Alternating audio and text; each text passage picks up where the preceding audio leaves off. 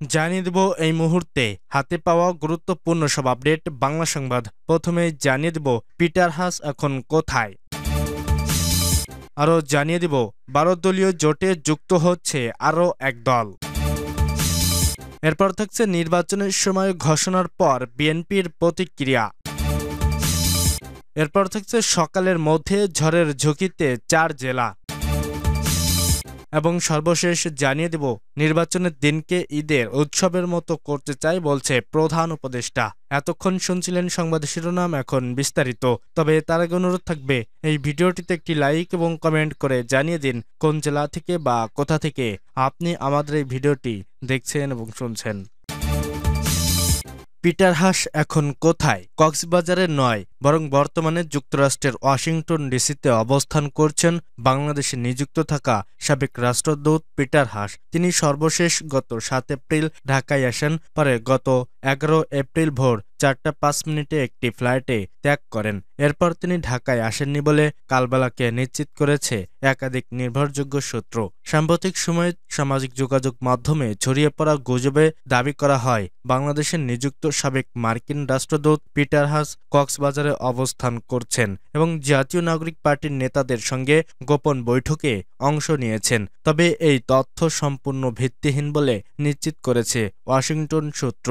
Immigration বিভাগ ও গোয়েন্দা সংস্থার সংশ্লিষ্ট কর্মকর্তারা। ওয়াশিংটনের একটি নির্ভরযোগ্য সূত্র কালবেলাকে জানায় পিটার হাস বর্তমানে যুক্তরাষ্ট্রের ওয়াশিংটন ডিসিতে অবস্থান করছেন। তিনি গত 2 মাস ধরেই ওয়াশিংটনে অবস্থান করছেন জানিয়ে সূত্রটি বলছে যুক্তরাষ্ট্রের জ্বালানি নিরাপত্তা ও টেকসই উন্নয়ন নিয়ে গুরুত্বপূর্ণ কার্যক্রম নিয়মিত অংশ নিচ্ছেন পিটার হাস। সম্প্রতি ওয়াশিংটনে আটলান্টিক কাউন্সিল আয়োজিত গ্লোবাল এনার্জি ফোরামে অংশগ্রহণ করেছেন তিনি। ঢাকায় তার অনুপস্থিতির বিষয়টি কালবেলাকে নিশ্চিত করে ইমিগ্রেশন সূত্র জানায় কক্সবাজারের সাবেক রাষ্ট্রদূত পিটার হাসের উপস্থিতি নিয়ে ছড়ানো গুজবের কোনো বাস্তব ভিত্তি নেই। পিটার হাস এপ্রিলে ঢাকায় আসার পর তিনি 3 দিন পরেই ফিরে গেছেন।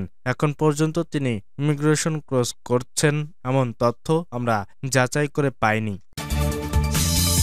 12 দলীয় জোটে যুক্ত হচ্ছে আরও এক দল। 12 দলীয় জোটে যুক্ত হচ্ছে নতুন রাজনৈতিক দল ইউনাইটেড লেবার পার্টি। বুধবার জাতীয় প্রেস ক্লাবে এক আলোচনা সভার মধ্য দিয়ে আনুষ্ঠানিকভাবে দলটির আত্মপ্রকাশ ঘটবে। একই সঙ্গে 12 দলীয় জোটে যোগদানের বিষয়টিও সেখানে জানানো হবে বলে সংশ্লিষ্ট সূত্রে জানা গেছে।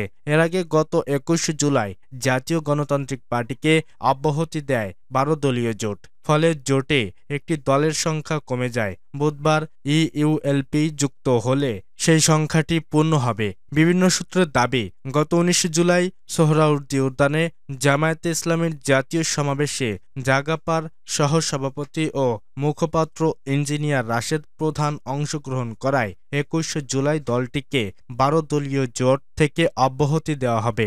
এরপর লায়ন ফারুক রহমান ও মোহাম্মদ আমিনুল ইসলামের নেতৃত্বাধীন বাংলাদেশ লেবার পার্টি থেকে সংগঠনের মহাসচিব মোহাম্মদ আমিনুল ইসলাম বেরিয়ে ইউনাইটেড লেবার পার্টি বা ইউএলপি নামে আলাদা দল গঠন করেছেন তার দলের ভারপ্রাপ্ত মহাসচিব এম কামরুজ্জামান খান। নির্বাচনের সময় ঘোষণার পর বিএনপির প্রতিক্রিয়া। বিএনপির স্থায়ী কমিটির সদস্য সালাউদ্দিন আহমেদ বলেছেন, আজ প্রধান উপদেষ্টা 2টি গুরুত্বপূর্ণ ঘোষণা দিয়েছেন। একটি জুলাই ঘোষণাপত্র, আরেকটি জাতির উদ্দেশ্যে ভাষণের মধ্য দিয়ে তিনি নির্বাচনের ঘোষণা দিয়েছেন। আমরা দুটোকেই স্বাগত জানাই। মঙ্গলবার রাতে গুলশানে বিএনপির চেয়ারপারসনের কার্যালয়ে এই 2টি বিষয়ে সাংবাদিকরা বিএনপির প্রতিক্রিয়া জানতে চাইলে তিনি এসব কথা বলেন। সালাউদ্দিন আহমেদ বলেন, আজ 5 আগস্ট 2025, 1 বছর আগে এই দিনেই আমরা ফ্যাসিস্ট মুক্ত হয়েছিলাম। হাজারো ছাত্র জনতার রক্তের বিনিময়ে অর্জিত হয়েছিল ফ্যাসিস্ট মুক্ত বাংলাদেশ।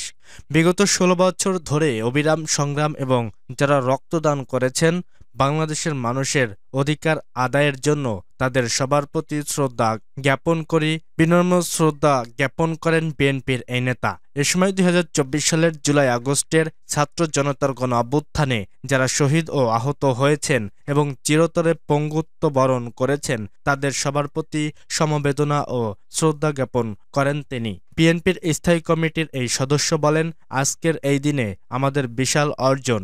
আমরা ১ বছর ধরে বাংলাদেশের মানুষের কল্যাণে ও বাংলাদেশের রাষ্ট্র ব্যবস্থার সংস্কারের জন্য অনবরত সংস্কার কমিশনারগুলোর সঙ্গে আলাপ আলোচনা করে যাচ্ছি। বাংলাদেশের জন্য প্রয়োজনীয় যে সংস্কার, রাষ্ট্র কাঠামো সংস্কার, গণতান্ত্রিক সংস্কার, সাংবিধানিক গণতান্ত্রিক সংস্কার, তার একটা পর্যায়ে ঐকমত্য উপনীত হয়েছি। আশা করি শীঘ্রই ঐকমত্যের ভিত্তিতে যথাযথ প্রক্রিয়ায় সেটা স্বাক্ষরিত হব। সকালের মধ্যে ঝড়ের ঝুঁকিতে ৪ জেলা। সকালের মধ্যে দেশের ৪ জেলায় ৬০ কিলোমিটার বেগে ঝড় বয়ে যাওয়ার আশঙ্কা রয়েছে। সেই সঙ্গে বজ্রসহ বৃষ্টিও হতে পারে। মঙ্গলবার রাত 11:30 থেকে বুধবার সকাল 9টা পর্যন্ত দেশের অভ্যন্তরীণ নদীবন্দরের জন্য দেওয়া আবহাওয়ার পূর্বাভাসে এ তথ্য জানা গেছে। এতে বলা হয়েছে, রংপুর, ময়মনসিংহ, যশোর এবং খুলনার ওপর ঝড়ের আশঙ্কা রয়েছে। দক্ষিণ বা দক্ষিণ পূর্ব দিক থেকে ঘন্টায় ৪৫ থেকে ৬০ কিলোমিটার বেগে এই ঝড় হতে পারে। পাশাপাশি বৃষ্টি বা বজ্র বৃষ্টির সম্ভাবনা রয়েছে। এ অবস্থায় ৪ জেলার নদীবন্দরগুলোকে ১ নম্বর সতর্ক সংকেত দেখিয়ে যেতে বলা হয়েছে আবহাওয়া অফিস। নির্বাচনের দিনকে ঈদের উৎসবের মতো করতে চায় বলছে প্রধান উপদেষ্টা। অন্তর্বর্তী সরকারের প্রধান উপদেষ্টা অধ্যাপক মোহাম্মদ ইউনূস বলেছেন, নির্বাচনের দিনকে আমরা ঈদের উৎসবের মতো করতে চাই। এবারের ভোটারের আনন্দ থাকবে সবার মধ্যে।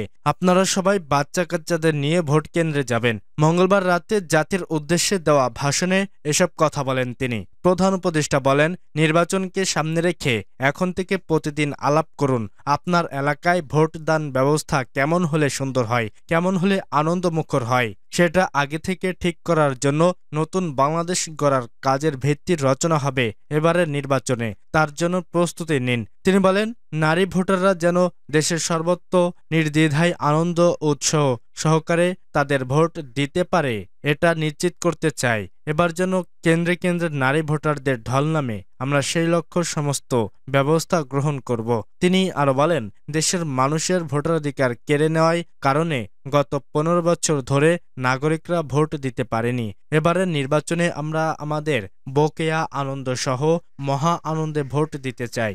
প্রধান উপদেষ্টা বলেন, এবারের নির্বাচনে জীবনের প্রথমবার ভোট দিতে যাবে এরকম ভোটাররা নানা উৎসবের মধ্য দিয়ে ভোটকেন্দ্রে যাবে। তাদের এই দিনটি স্মরণীয় করে রাখার জন্য এর মধ্যে নতুন নারী ভোটার থাকবে, নতুন পুরুষ ভোটার থাকবে, এর মধ্যে এমন ভোটার থাকবে যারা ১৫ বছর আগে থেকেই ভোট দিতে পারত কিন্তু জীবনে একবারও ভোট দিতে পারেনি। এর মধ্যে আসবে যারা ১০ বছর আগে, ৫ বছর আগে ভোট দিতে পারত কিন্তু পারেনি।